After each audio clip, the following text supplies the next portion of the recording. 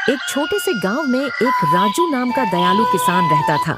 उसके पास एक छोटी सी झोपड़ी थी जिसकी छत सूखी घास से बनी थी। राजू बड़ा गरीब किसान था, पर उसने अपनी गरीबी से हिम्मत नहीं हारी थी। राजू अपने खेतों में बहुत मेहनत करता था। उसकी मेहनत से ही इस साल उसका खेत सब्जियों से भरा हुआ था। राजू हर दिन बहुत मेहनत करता था, अपने पौधे को सींचता था और घास निकलता था। लेकिन इस साल बारिश के बादल लुका छिपी खेल रहे थे। सूरज एक विशाल गम दीपक की तरह चमकता था।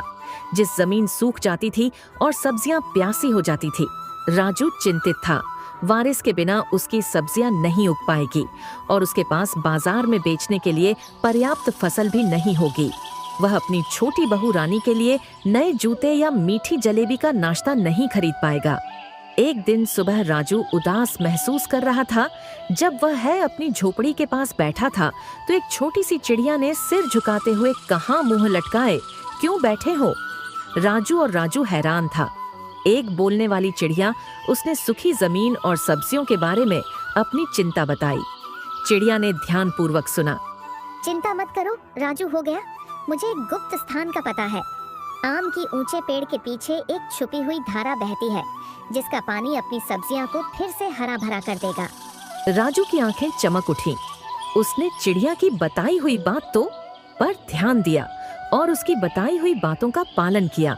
सबसे ऊंची आम के पेड़ के पीछे उसने एक जगमगाती धारा देखी, ठीक वैसे ही जैसे चिड़िया ने कहा था। राजू ने अपनी बाल्टी को ठंडे पानी से भर लिया और राजू वापस अपने खेत की ओर दौड़ पड़ा। उसने ध्यान से प्यासे मोदी के चारों ओर पानी डाला। सब्जियां खुशी से चमकती हुई लग रही थीं। इसकी पत्तियां चमकीली हरी हो गई। कुछ दिनों बाद आखिर बारिश आ ही गई। कोमल बंदे छत पर टप टप टपकी।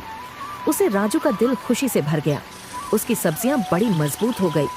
चुनने के लिए तैयार राजू ने अपने ताजे फल सब्जियां बाजार में बेकिंग उसकी मुस्कान सूरज की तरह चमक रही थी।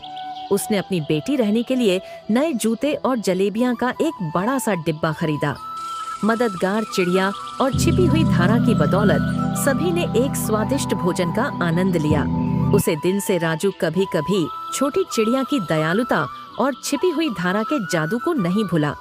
वह जानता था कि भले ही चीज मुश्किल लगती है, वहाँ हमेशा थोड़ा जादू खोजने के लिए इंतजार कर रहा होता है, जैसे राजू को एक जादू के रूप में चिड़िया मिली।